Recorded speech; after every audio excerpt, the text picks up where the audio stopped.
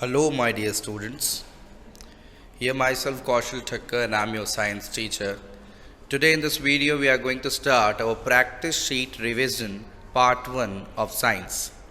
In this part we are going to explain the MCQs, the fill in the blanks, the match the columns, true false and one word exercises. Okay, so happy exams my dear students, and let's start with the first slide. MCQs, there are multiple choice questions. Number 1, all rocks are made up of substances called dash. जितने भी पत्थर हैं, जितने भी rocks हैं, वो किसी तरह की चीज़ से बने होते हैं. उसको क्या कहते हैं? इग्नियस रॉक, मिनरल्स या प्यूमाइस? ऑलरेडी हम सब जानते हैं कि बेटा वो मिनरल्स हैं. मिनरल्स से ही रॉक्स बनते हैं. Okay. Second number question, which one of the following is a type of igneous rock? We all know that basalt, the first number option, is a type of igneous rock. Okay, which type of the following are metallic minerals? Beta, there are two types of minerals. First is metallic, second is non-metallic. Metallic minerals में सारे metals आते हैं. First option में है calcite and gypsum. Calcite और gypsum दोनों में से कोई भी मेटल नहीं है. उसके बाद है फेल्सपार और माइका. फेल्सपार और माइका दोनों में से कोई मेटल नहीं है. मींस ए और बी वाले ऑप्शन में दोनों नॉन मेटेलिक मिनरल्स के ऑप्शन है. गोल्ड एंड सिल्वर मेटल्स होते हैं, तो the answer will be C, gold and silver. Okay students, fourth number, which of the following is a type of sedimentary rock? Marble and gneiss are not the type of sedimentary rock. Conglomerate is the type of sedimentary rock. Okay, now fifth number, it's quartzite is formed from. Quartzite किससे बनता है students? तो quartzite is a type of metamorphic rock which is formed from sandstone which is a sedimentary rock. Quartzite sandstone से बनता है और quartzite जो है वो एक metamorphic rock का type है. Okay, the answer will be option number C, sandstone. Coal and petroleum are dash minerals. Coal and petroleum, बेटा कोल और पेट्रोलियम मेटालिक मिनरल्स तो हो नहीं सकते, क्योंकि मेटालिक मिनरल्स मैंने आपको कहा था मेटल्स होते हैं. कोल एंड पेट्रोलियम मेटल्स नहीं हैं, तो वो किस तरह के मिनरल्स में आएंगे? They will come under non metallic minerals. Okay, तो the answer of sixth number will be A number option, non metallic minerals. Answers को मैंने यहाँ पर बोल्ड किया हुआ है, तो आपको देख के पता चलेगा. Which of the following is a type of metamorphic rock? इनमें से कौन सा metamorphic rock का टाइप है? तो it's B, gneiss. Here G is silent. Okay, तो GNEISS can be pronounced as gneiss. Okay, gneiss. Now 7 multiple choice questions in the first slide has been completed. We had discussed so far. So let's continue with the second slide. The first question here is the first satellite to be launched by Russian scientist. Russian scientist ने जो पहला satellite launch किया था, that's named Sputnik 1. क्या नाम बेटा? Sputnik 1. IRS-1B ये वो नहीं है. आर्यभट्ट इंडिया का पहला आर्टिफिशियल सैटेलाइट लॉन्च हुआ था. Okay, now ninth number MCQ. The question is the longest duration of a total solar eclipse was of dash minutes. दुनिया का सबसे लंबा समय तक चलने वाला सूर्य ग्रहण कितने समय तक चला था? तो बेटा दुनिया का सबसे लंबा चलने वाला सूर्य ग्रहण 7 मिनट, 7.5 मिनट, 7.5 मिनट्स तक चला था.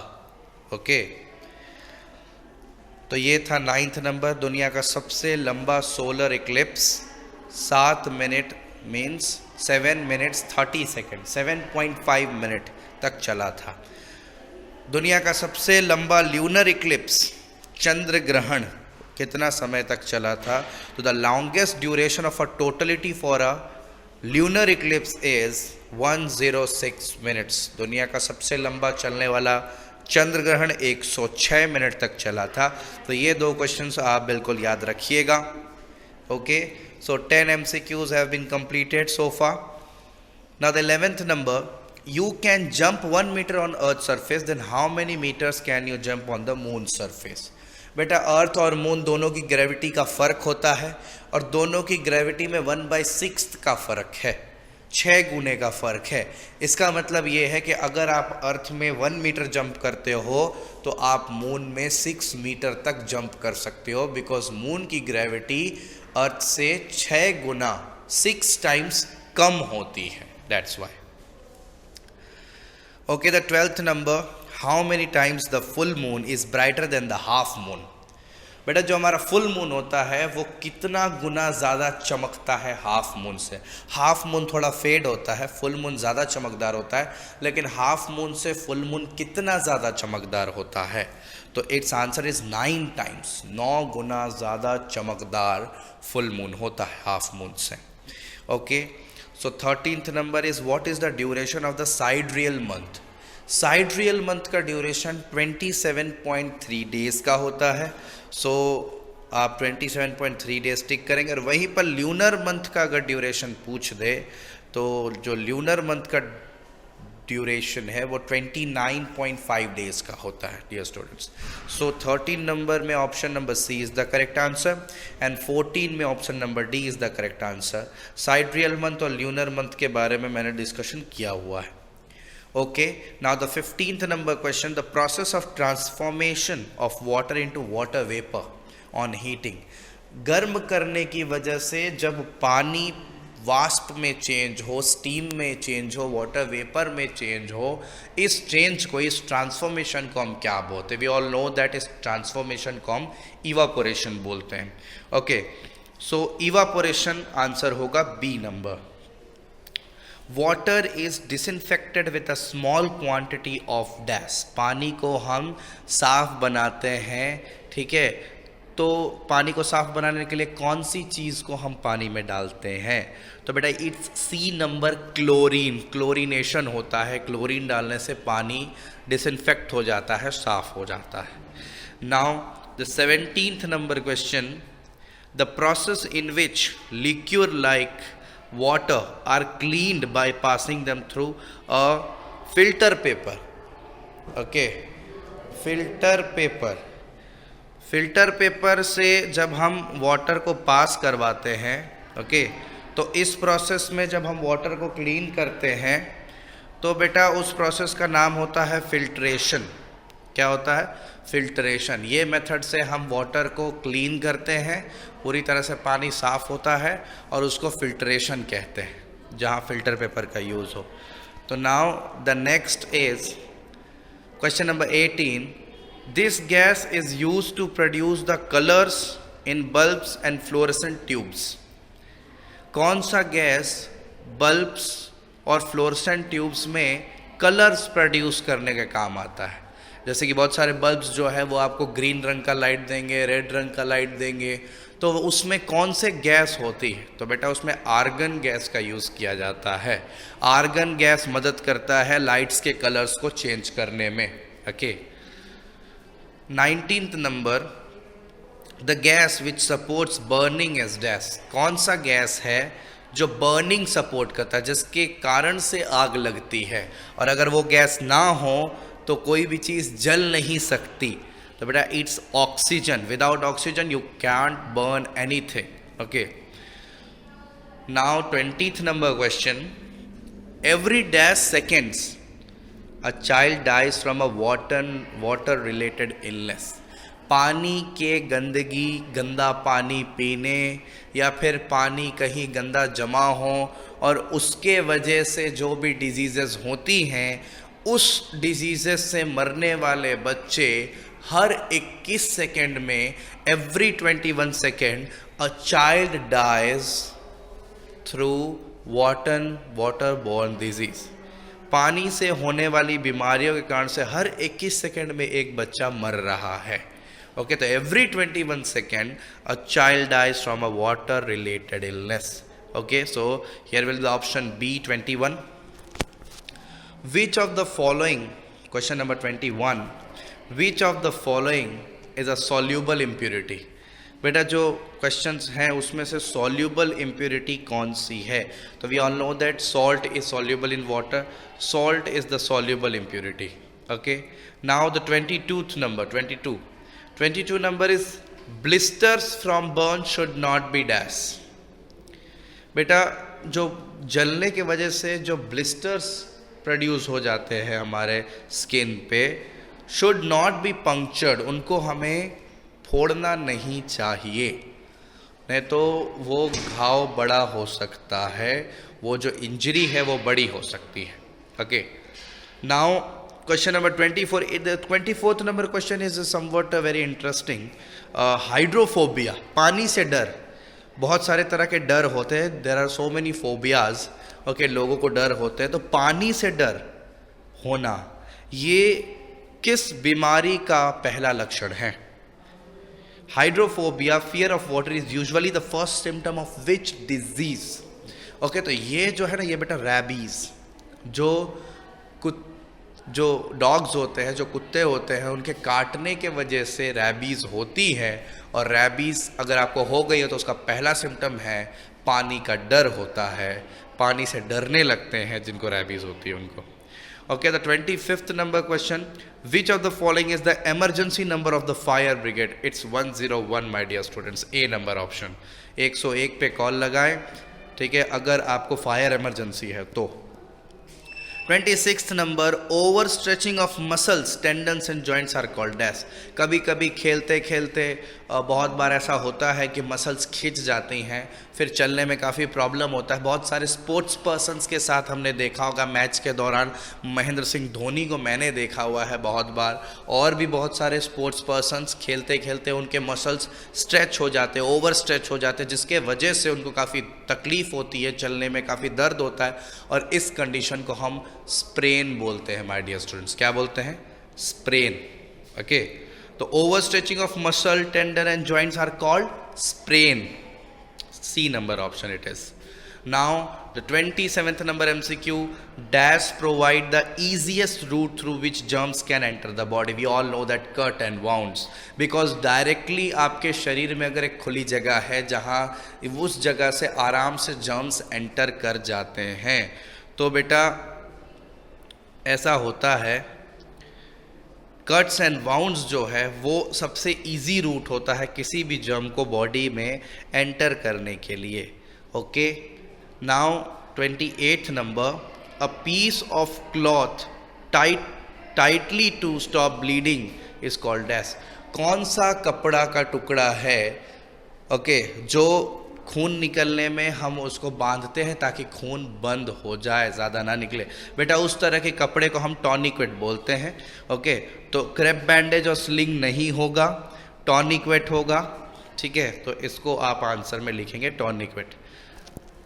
Okay, now the 29th number is a crowbar.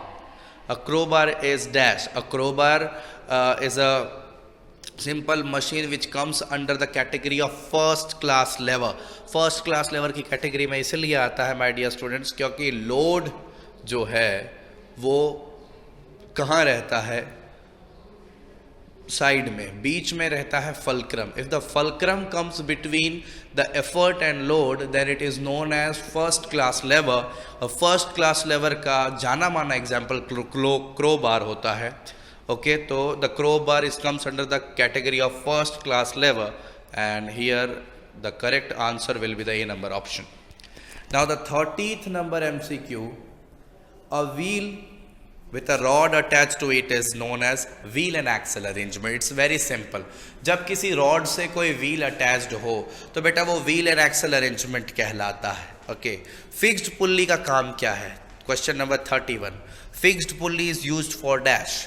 तो बेटा फिक्स्ड पुल्ली ज़्यादातर पानी निकालने के लिए, किसी अंडरग्राउंड सोर्स से पानी निकालने के लिए, drawing water is the main function of, is the main work of fixed pulley. Okay, now the 32 number question, a screw jack used to lift cars is an example of dash. बेटा जो screw Jack होता है, जो अक्सर cars आपने देखे होंगे, car में कभी कभी अगर पंचर पड़ जाता है तो उसको उठा करके उसके टायर को चेंज किया जाता है।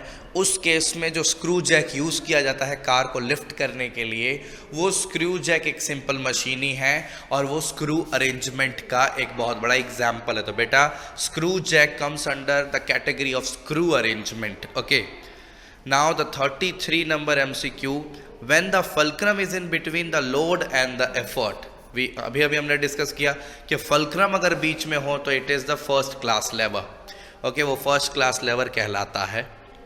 Which of the following is the another name of pulley. देखिए ये आपने कहीं देखा नहीं होगा, ये अभी तक हमने कहीं डिस्कस नहीं किया, लेकिन आपके बुक में एक छोटी सी जगह पे ये बात लिखा हुआ है कि पुल्ली को शीव के नाम से भी जाना जाता है, SHEAVE।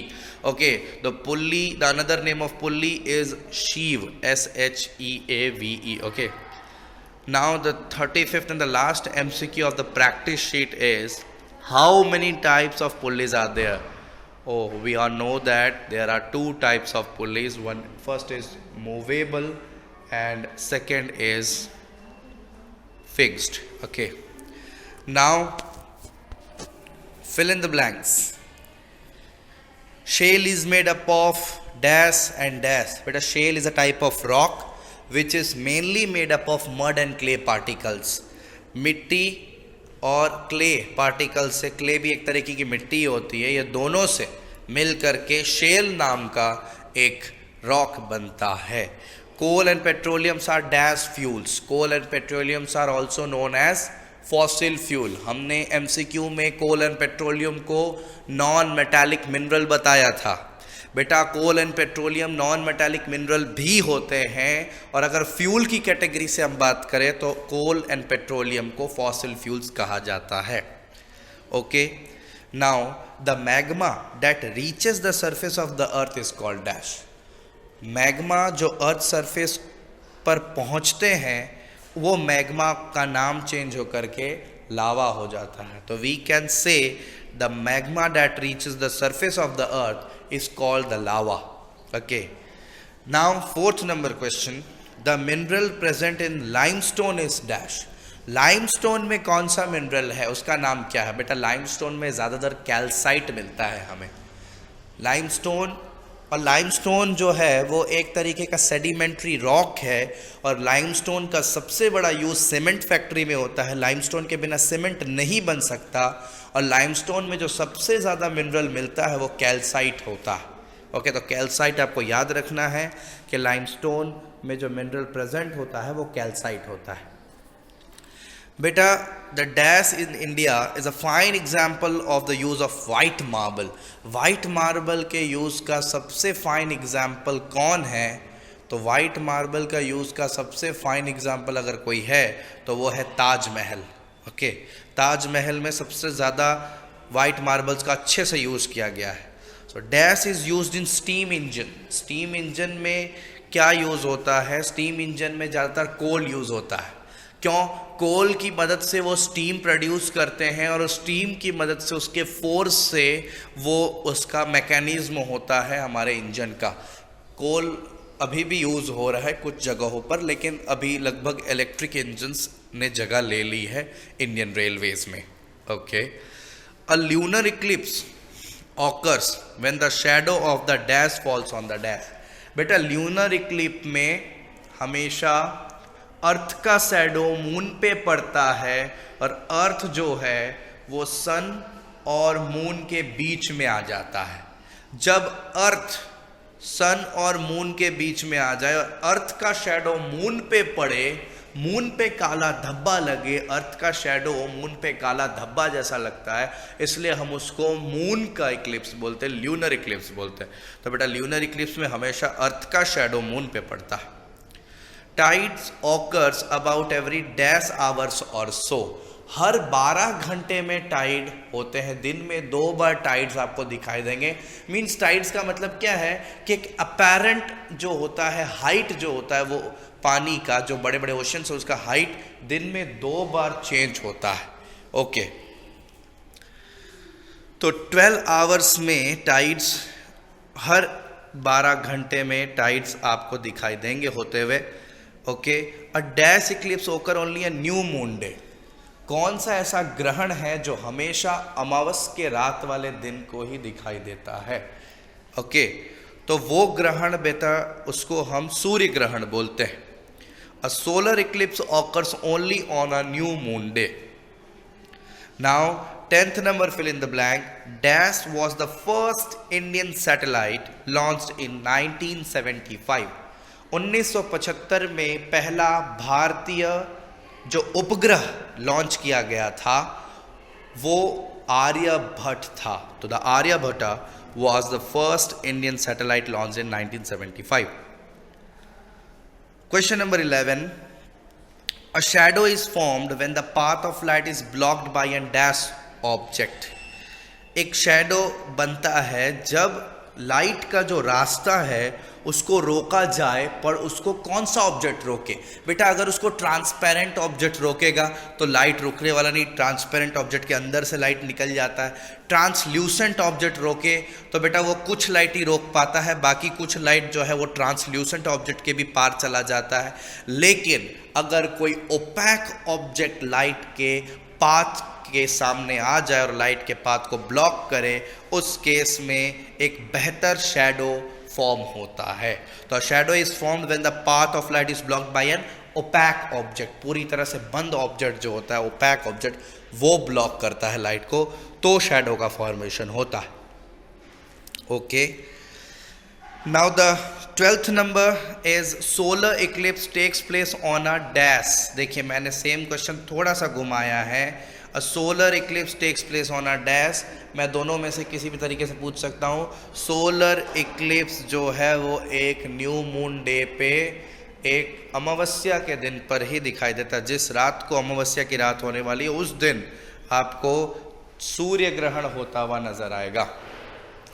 The dash layer of the atmosphere protect us from harmful ultraviolet rays of the sun. बेटा ओजोन लेयर जो है वो जो स्ट्रेटोस्फियर में होता है, हमने आपको बताया था troposphere, stratosphere, okay, mesosphere, thermosphere, exosphere, ये पूरे के पूरे क्या थे? लेयर्स थे। और उसमें जो सेकेंड लेयर है एटमोस्फियर का, जिसको हम स्ट्रेटोस्फियर बोलते हैं, उस स्ट्रेटोस्फियर में एक ओजोन नाम के हवा का लेयर है। और वो ओजोन लेयर क्या करता है कि सनलाइट के जो अल्ट्रावायलेंट रेज हैं उनको हम तक नहीं पहुंचने देता। तो हम यहाँ पर लिखेंगे the ozone layer of the atmosphere protect us from harmful ultraviolet rays of the sun.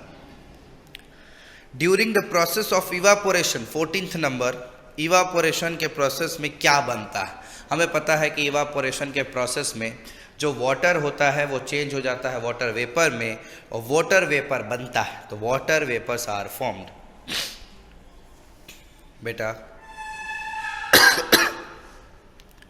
Mountaineers carry dash cylinders. ऊपर हाइट में जब एल्टीट्यूड बढ़ती है तो ऑक्सीजन की कमी होती है, तो ऑक्सीजन की ज़रूरत पड़ती है। इसलिए जो पर्वतारोही होते हैं, जो माउंटेनियर्स होते हैं, वो ऑक्सीजन सिलेंडर लेके जाते हैं बेटा। तो यहाँ पर ऑक्सीजन आएगा। Sand is an dash impurity. Sand पानी में घुल नहीं सकता, इसलिए सैंड इनसल्यूबल इम्प्योरिटी में आएगा, पानी में नहीं घुलेगा। Okay, dash is used for purifying water. ये एमसीक्यू में भी हमने थोड़ा देखा था कि प्यूरिफाई करने के लिए क्लोरीन नाम के केमिकल का यूज़ किया जाता है, और उस प्रोसेस को क्लोरीनेशन भी बोलते हैं। तो क्लोरीन जो है वो प्यूरिफाई वाटर करने में काफ़ी मददगार है। Dash present in air is essential for burning. किसी चीज़ को जलाने के लिए कौन सा एयर काफ़ी ज़्यादा ज़रूरी है जो एटमॉस्फेयर में प्रेजेंट है? It's oxygen. Okay, we should use dash and dash to put out fire caused by electronic gadgets. अगर किसी इलेक्ट्रॉनिक गैजेट के कारण से आग लगा है तो उसमें बेटा या तो हम फायर एक्सटिंग्विशर का यूज़ करेंगे या तो हम सैंड का यूज़ करेंगे। वाटर का यूज़ नहीं करेंगे because water is the good conductor of electricity. Okay, so we will use fire extinguisher and sand. मतलब सैंड का मतलब रेत। Okay, burns can be caused by dash and dash. किसी अगर ह्यूमंस में अगर हम जलें तो हमें दो कारण से जल सकते हैं, या तो गर्म चीज़ के वजह से या तो केमिकल्स की वजह से। दो तरह का बर्न होता है। ओके, तो या तो हीट या तो chemical. Burns can be caused by heat and chemicals. Okay, a dash bandage can be used to cover cuts. किसी भी तरह का जब कट होता है तो कौन से टाइप का बैंडेज यूज़ होता है उस तरह के कट्स के लिए? तो बेटा adhesive is a type of bandage. Okay, तो आपको नाम याद रखना पड़ेगा, adhesive bandage are use to cover cuts.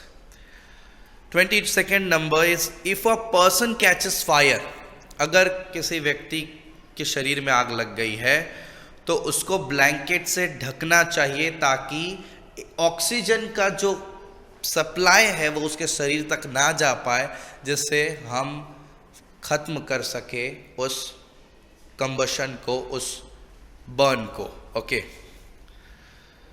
उस फायर को। If a person is bitten by a dog, अगर किसी व्यक्ति को कोई कुत्ते ने काट लिया हो तो इमीडिएटली डॉक्टर के पास एंटी रैबीज इंजेक्शन ले।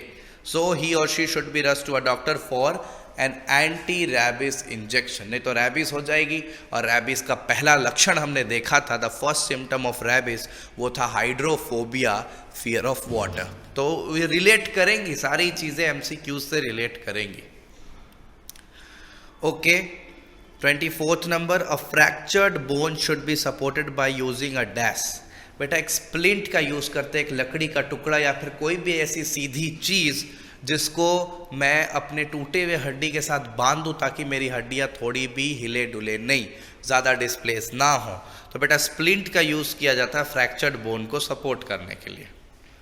अ nut cracker is an example of dash. बेटा नट क्रैकर में आप देखो बीच में लोड आता है, तो जब नट क्रैकर में बीच में लोड आता तो बीच में लोड आने वाली कैटेगरी जो है वो सेकेंड क्लास लेवर की है। तो बेटा a nut cracker is an example of second class lever. A dash is an incline plane wrapped around a cylindrical in form of a spiral. किसी सिलेंडर के अराउंड एक इंक्लाइंड प्लेन रैप्ड अराउंड हो, पूरी तरह से घुमाव हो, तो बेटा उस तरीके का जो चीज़ होता है ना, हम उसको स्क्रू बोलते हैं। स्क्रू की ये डेफिनेशन है, ये तो हमें देखते के साथ समझ में आ जाती है कि this is the definition of a screw. Now dash is the fixed point on which the rod moves. एक ऐसा फिक्स्ड पॉइंट जहां से रॉड मूव करता है, तो इट्स फल्क्रम। फल्क्रम वो फिक्स्ड पॉइंट होता है लेवर में जहां से पूरा रॉड मूव करता है। A lever consist of 28th number, a lever consist of fulcrum, load and dash. Fulcrum, load and effort. Effort is the force जो हम अप्लाई करते हैं। 29th number, if a wheel is mounted on a road, अगर एक wheel एक rod पे fix कर दिया गया है, then the rod is called an dash, then the rod is called an axle. उस रॉड को हम एक्सल बोलते हैं, ठीक है। अगर एक व्हील को रॉड पे फिक्स कर दिया गया है तो उस रॉड को हम एक्सल बोलेंगे, my dear students.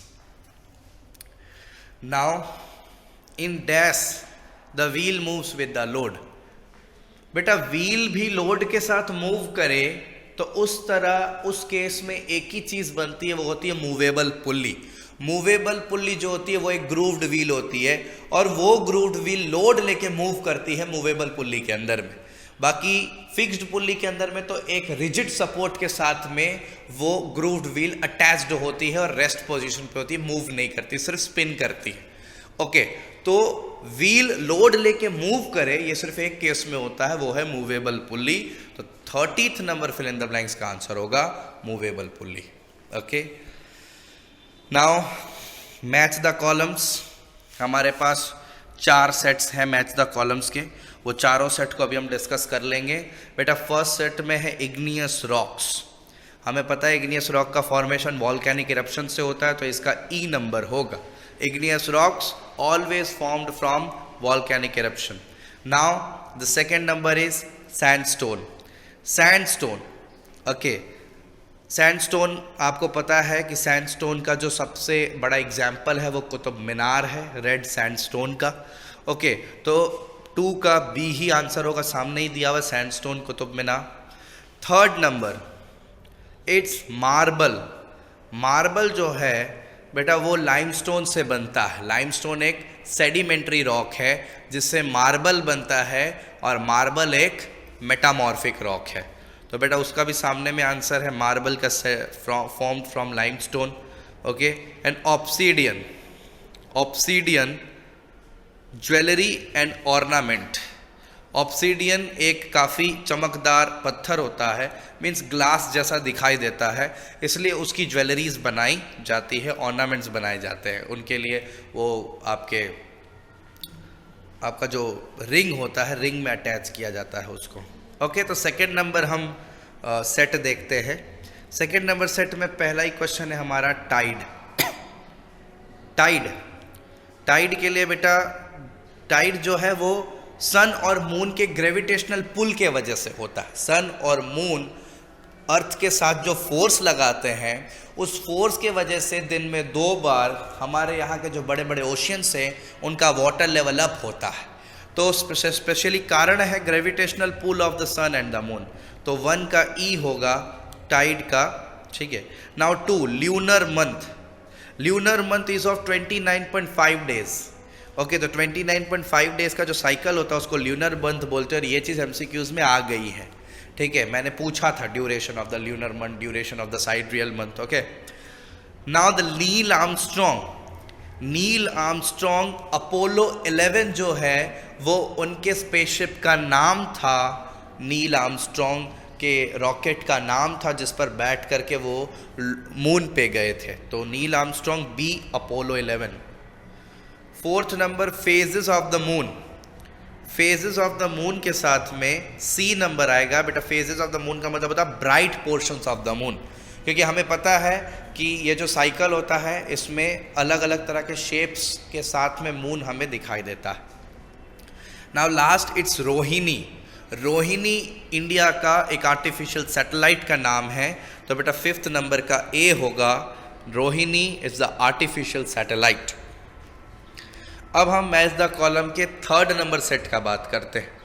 3rd number set में 1st number is it exosphere. 1st number में एक्सोस्फीयर, और एक्सोस्फीयर जो है वो बेटा सबसे लास्ट लेयर है एटमॉस्फेयर का, जहाँ पर हवा काफ़ी कम है ही नहीं, ना के बराबर, और वो 5th लेयर है, इसलिए उसमें सी नंबर ऑप्शन आएगा। It's exosphere is the 5th layer of atmosphere. Now second is stratosphere, जिसके साथ आएगा ओजोन लेयर। ये 2nd लेयर होता है स्ट्रेटोस्फीयर, लेकिन स्ट्रेटोस्फीयर का सबसे इंपॉर्टेंट फंक्शन जो है वो है ओजोन लेयर। ओके, तो ओजोन लेयर होता है स्ट्रेटोस्फीयर में। ट्रोपोस्फीयर जो सबसे पहला लेयर है, तो उसके लिए हम बी नंबर रखते, 3 का बी। वेदर चेंजेस ट्रोपोस्फीयर के अंदर ही होती है, टेम्परेचर, बारिश, snowfall and all these. Now 4th number it's mesosphere. Mesosphere के लिए डी नंबर होगा, सामने में आंसर है, प्रिवेंट मेट्रॉइड्स एंट्री। जो बड़े बड़े मेट्रॉइड्स आते हैं वो मेसोस्फीयर के अंदर ही जल के पूरी तरह से खत्म हो जाते हैं। Okay, now 3rd number set का जो लास्ट क्वेश्चन है वो है थर्मोस्फीयर, और थर्मोस्फीयर में स्पेस शटल्स घूमते हुए नजर आते हैं। तो थर्मोस्फीयर का आंसर होगा A number, it's space shuttles. Okay, तो सारे के सारे जो लेयर्स थे एटमॉस्फेयर के, उसको मैंने 3rd सेट में को फिल इन द कॉलम्स के फॉर्म में मैंने पूछ लिया है आपको। अब मैच द कॉलम का ये 4th सेट हम पढ़ने वाले हैं। 4th सेट में सबसे पहला क्वेश्चन है इवापोरेशन। इवापोरेशन में देखिए हमें दिखाई दे रहा है D number, change of water into vapour. Evaporation का मतलब ही होता है कि वाटर का वेपर में चेंज होना। ओके, तो 1 का D. 2nd number it's chlorination. Chlorination में स्टूडेंट्स हमें दिखाई दे रहा होगा किल जर्म्स। क्लोरीनेशन में क्लोरीन पानी में जाते के साथ जर्म्स को खत्म करता है और पानी को डिसइंफेक्ट करता है। तो 2nd E. Sedimentation 3rd number. तो सेडिमेंटेशन में बेटा क्या होता है, settling down of heavy impurities. बड़ी बड़ी जो भारी इम्प्योरिटीज़ होती है वो पानी के अंदर धीरे धीरे करके नीचे बॉटम पे बैठ जाती है जा करके, तो वो सेटलिंग डाउन होता है। तो 3 का सी। 4th number it's decantation. Decantation में हम ऊपर से, जब सेडिमेंटेशन हो जाता है तो ऊपर के लेवल पे जितना सादा पानी होता है हम उसको दूसरे कंटेनर में ले लेते हैं। तो जो 4th नंबर होगा बेटा उसका होगा B, 4th B. Decantation is equal to pouring of clean water, clean water का भरना। Okay, and the last filtration it's A, filter paper. Without filter paper filtration can not be done. तो filtration के लिए filter paper का use काफ़ी आवश्यक है। Okay, तो हमने चारों के चारों सेट मैच द कॉलम्स के भी पूरी तरह से डिस्कस कर लिए हैं।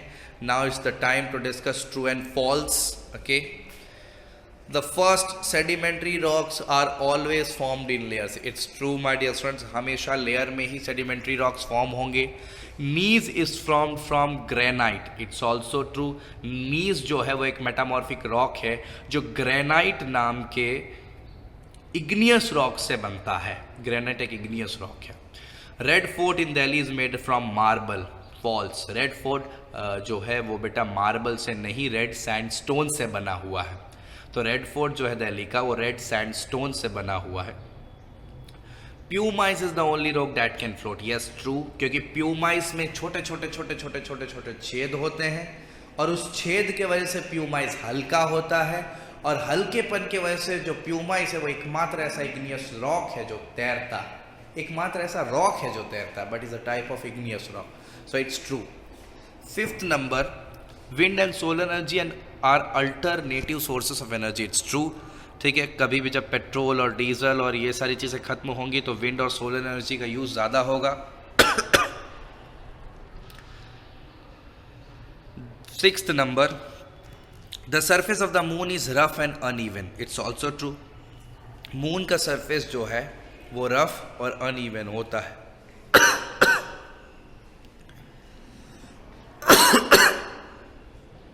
Sorry. The moon has its own light. ये तो गलत बात है. मून की अपनी लाइट नहीं होती है, वो सन की लाइट को रिफ्लेक्ट करता है. Okay. Regolith is a mixture of fine dust and rock debris produced by meteor impact.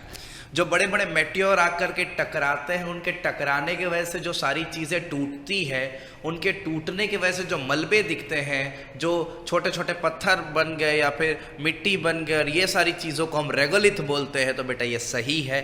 It's true. Ninth number, the moon completes all it's 8 phases in 1 lunar month. एक lunar month का मतलब यही है कि moon अपना सारा 8 phase complete कर दे तो वो 1 ल्यूनर मंथ कहलाता, 29.5 डेज. तो इट्स ट्रू. ल्यूनर मंथ का मतलब यही होता है कि मून अपने 8 फेजेस खत्म कर दे, पूरी तरह से कंप्लीट कर दे. Okay. Now the 10th number, solar eclipse occurs on full moon day. सरासर गलत. हमने अभी कितनी बार देख लिया. Solar eclipse always occur in a new moon day. अमावस्या की रात के दिन में वो सोलर इक्लिप्स सूर्य ग्रहण होता है. फुल मून डे चंद्र ग्रहण होता है फुल मून डे के दिन में. Okay. Now 11th number, soluble impurities can be seen with necked eyes. Soluble impurities को खुली आंखों से देखा जा सकता है. ये भी फॉल्स है. सॉल्युबल इम्प्योरिटीज़ को खुली आंखों से नहीं देखा जा सकता. पानी में पूरी तरह से घुल जाती है, वो आप नहीं देख सकते. Nitrogen gas doesn't support burning. It's also true. Nitrogen gas बेटा बर्निंग सपोर्ट नहीं करता. कुछ तो ये भी कारण है कि नाइट्रोजन गैस हमारे एटमॉस्फेयर में 70% से ज़्यादा है. ये कारण है, क्योंकि 21% ऑक्सीजन हमारे यहाँ है, तो ऑक्सीजन तो कहीं भी आग लगा देगा, क्योंकि इतना सारा ऑक्सीजन हमारे खुद के एनवायरनमेंट में है. लेकिन उस ऑक्सीजन को कंट्रोल करके हमारे एटमॉस्फेयर में 71% नाइट्रोजन दिया गया है. तो नाइट्रोजन सपोर्ट नहीं करता बर्निंग, इसलिए कहीं भी अपने आप आग नहीं लगती है my dear students. Okay. 3rd number, oxygen is needed for breathing. Breathing के लिए ऑक्सीजन को यूज़ किया जाता है, तो ये it's true. 14th, boiling of water kills germs. हाँ बिल्कुल, हम पानी को गर्म करते हैं तो जर्म्स मर जाते हैं और गर्म पानी पीने से सेहत भी अच्छी होती है. कोरोना पैंडमिक के टाइम पे लगभग लोगों ने गर्म पानी पीने की आदत डाली हुई है. Okay. So boiling of water kills germs, 100% it's true statement. And the 15th number is the amount of water vapor present in air is called atmosphere. No, it's false. The amount of water vapor present in the air is called humidity. बेटा humidity को वो बोला जाता है कि हमारा जो atmosphere है ना, उसमें अलग अलग एयर के अलावा वाटर वेपर भी प्रेजेंट होता है. मतलब एटमॉस्फेयर में हवा के रूप में पानी भी होता है, but in the form of air, means in the form of vapour. तो वेपर के फॉर्म में, मतलब जितना amount of water vapour atmosphere में होता है, हम उस चीज़ को ह्यूमिडिटी बोलते हैं. ओके. एटमॉस्फेयर नहीं बोलते. ओके. तो इसको हम फॉल्स स्टेटमेंट बोलेंगे. We can avoid accidents if we are careful, yes true. अगर हम बिल्कुल ध्यान से गाड़ी चलाएंगे तो एक्सीडेंट्स कम होंगी, हर एक तरह की एक्सीडेंट कम होगी। घर पे अगर हम ध्यान से सब्जी काटें तो हमारे साथ एक्सीडेंटली हमारा उंगली नहीं कटेगा, ठीक है। तो एक्सीडेंट्स 100% कम होते हैं। Fire caused bye petrol should be put off with water, नहीं, पेट्रोल के वजह से लगी हुई आग कभी भी पानी से नहीं बुझाई सकती, क्योंकि पेट्रोल और वाटर दोनों की डेंसिटीज डिफरेंट होती है। पेट्रोल और वाटर कभी मिक्स नहीं होती। वाटर के ऊपर पेट्रोल आराम से तैर जाएगा और इसलिए वाटर के वजह से, पेट्रोल की वजह से लगी हुई आग वाटर से नहीं बुझाई जा सकती। It's false. If your friend's clothes catches fire tell him to run fast, नहीं, कभी मत बोलिए। कभी भी किसी भी व्यक्ति को, आपका दोस्त हो या पड़ोसी, अगर उसके कपड़ों में आग लग गई है तो आप उसको तेज़ दौड़ने के लिए कभी मत बोलिए, क्योंकि तेज़ दौड़ने की वजह से ऑक्सीजन बहुत ज़्यादा एटमॉस्फेयर से उसको मिलेगी, उसकी आग बढ़ जाएगी। ओके, तो इट्स फॉल्स स्टेटमेंट। आप उसको स्टॉप, डाउन, रोल, आप उसको रोल करने के लिए बोल सकते हैं। पहले रुको, फिर उसके बाद लेटो, फिर रोल करो, अपने आप को जमीन में घुमाओ। Okay, a victim of snake bite requires immediate treatment, yes. अगर किसी को सांप ने काटा है तो उसको इमीडिएट ट्रीटमेंट की ज़रूरत है। आप किसी भी तरह का बहुत ज़्यादा उसके साथ फर्स्ट एड नहीं कर पाओगे। Second number, massaging should be done in case of a person breaks his leg. देखो, कभी भी किसी की भी हड्डियां टूटी हो तो उसका मसाज कभी नहीं कीजिए, क्योंकि आप उसको जितना छुओगे, जितना हिलाओगे, जो टूटा हुआ बोन है वो उतना ज़्यादा डिस्प्लेस होगा और बाद में उसको जब सेट किया जाएगा डॉक्टर के द्वारा तो आपको उतनी ज़्यादा तकलीफ होगी और डॉक्टर को भी उतनी ज़्यादा तकलीफ होगी उसको वापस से रीलोकेट करने में। तो बोन्स जब भी जिस केस में टूटे तो आप बिल्कुल उस केस में थोड़ा सा भी हिलाना भी नहीं है, मसाज तो दूर की बात है। तो ये फॉल्स स्टेटमेंट है। An inclined plane is a lever, no, lever में तीन चीज़ें होती है, fulcrum, load, effort. Inclined plane जो है वो लेवर नहीं है, ठीक है, ये फॉल्स होगा। A tweezer is an example of a third class lever, yes, tweezer third class lever का एग्जाम्पल है, बिकॉज जो एफर्ट है ट्विजर में वो मिडिल पे लगता है, means effort comes in between the load and the fulcrum, that's why tweezer is an example of a third class lever. It's true. A wedge is made up of two inclined planes, yes, it's also true because this is the definition of wedge. Wedge जो है वो दो inclined planes से बनते हैं। Okay, the 24th number is a screw is a simple machine used to hold things together tightly. Screw एक ऐसा simple machine है जो दो चीज़ों को टाइटली जोड़ के रखने का काम करता है, तो इट्स ऑल्सो ट्रू, ये भी काफ़ी सही बात है, it's also true statement. And the last but not the least in fill in true false, it's pulley do not change the direction of applied force. Pulley कभी भी अप्लाइड फोर्स का direction change नहीं करते हैं, तो बेटा ये false statement है। पुलिस डायरेक्शन चेंज करते हैं, पुली फोर्स का डायरेक्शन चेंज करते हैं, ये गलत बात है, इसलिए इट्स अ फॉल्स स्टेटमेंट। आप इस स्टेटमेंट में फॉल्स लिखोगे। Okay, now the last question is the give one word answer for the following. There are 15, we will discuss 15 one word answers. Okay, mineral obtain by ores, ऐसे mineral जो ores से ऑब्टेन होते हैं उनके ores होते हैं बेटा। नॉन मेटालिक मिनरल्स के कभी ओर्स नहीं होते, मेटालिक मिनरल्स के ही ओर्स होते हैं, जैसे एल्यूमिनियम का बॉक्साइट, ओके, आयरन का हेमेटाइट, इस तरीके से काफ़ी ज़्यादा ओर्स होते हैं। Now substance that can be burn to provide heat and power, ऐसे सब्सटेंसेस जिनको जला के हमको गर्मी और पावर मिलती है बेटा, वो कंबसिबल सब्सटेंसेस। कंबसिबल मतलब जो जल सके, जो सब्सटेंस जलते हैं उनको हम कंबसिबल बोलते हैं। तो जलेंगे तो ही तो वो मेरे को हीट देंगे, तो ऐसे सब्सटेंस जो हमें जल करके हीट प्रोवाइड करे वो कंबसिबल सब्सटेंसेस होते हैं। Okay, third number, a span of 1000 years, 1000 साल के एक समय को क्या बोलते हैं? 1000 साल को हम एक वर्ड में मिलेनिया बोलते हैं, Melania.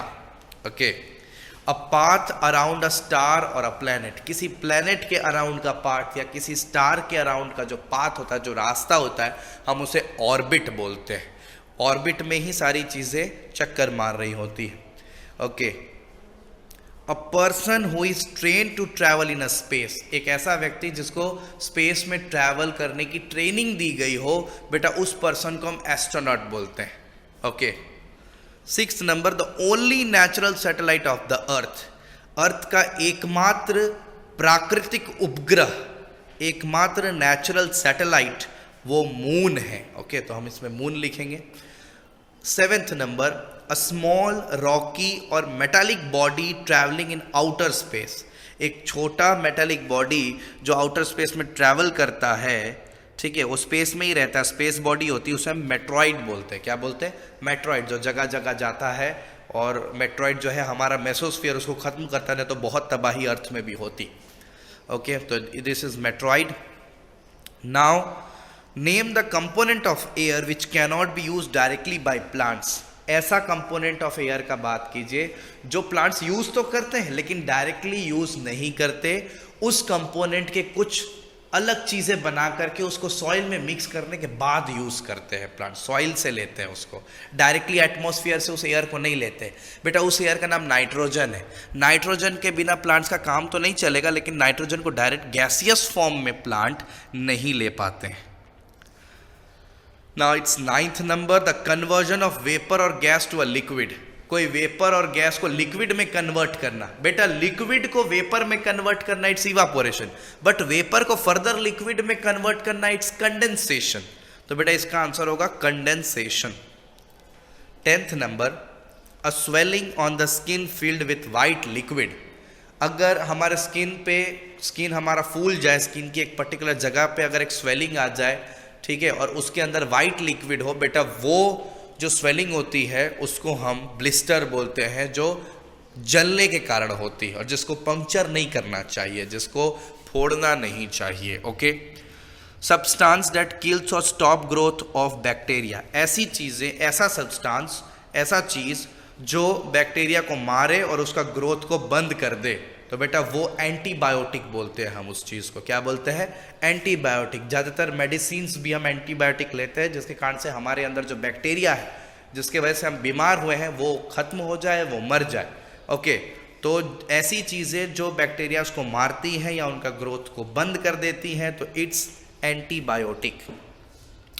The death caused by electric shock, electric shock के वजह से जो डेथ होता है उसको इलेक्ट्रोक्यूशन बोलते हैं बेटा। The death caused by electric shock is called electrocution. Okay, electric shock के वजह से जो डेथ होता है, जो मरना होता है, उसे हम इलेक्ट्रोक्यूशन बोलते हैं इंग्लिश में।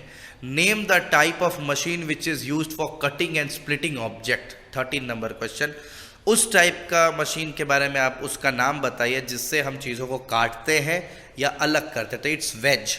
जो बेटा दो इंक्लाइंड प्लेन्स के जुड़ने के वजह से बनता है, वो वेज जो है वो कटिंग और स्प्लिटिंग ऑब्जेक्ट्स में काम आता है। तो 14th number question is an example of a wedge. Wedge का एक एग्जाम्पल, तो इट्स नॉर्मल नाइफ जो हर जगह मिलती है, चाकू हम बोलते हैं हिंदी में, नाइफ जो है वो एग्जाम्पल है वेज का। And the 15th and the last question of this video is something that causes changes in the motion of an object. कोई ऐसी चीज़ जो किसी ऑब्जेक्ट के मोशन पे चेंज कर दे। जैसे साइकिल जा रही है तो साइकिल को रोकेगा कौन? वो जाते जाएगी। रोकने के लिए हमें क्या करना होगा? बेटा उस साइकिल पे हमें ताकत लगानी होगी तो साइकिल रुकेगा। कोई भी चीज़ के मोशन को चेंज करने के लिए हमें ताकत लगाना पड़ता है, उस ताकत को हम इंग्लिश में फोर्स बोलते हैं। तो बेटा force is that thing which can cause change in the motion of an object. किसी भी ऑब्जेक्ट के मोशन को चेंज करने में फोर्स का सबसे बड़ा योगदान होता है। Okay, so thank you for watching this video. Okay, इस वीडियो में हमने MCQs, fill in the blanks, match the column, true false और गिव वन वर्ड, सारी चीज़ों का डिस्कशन किया है। और आने वाले वीक में शॉर्ट क्वेश्चन आंसर्स और लॉन्ग क्वेश्चन आंसर्स के डिस्कशन का वीडियो भी मिलेगा। ओके, तब तक के लिए थैंक यू, धन्यवाद।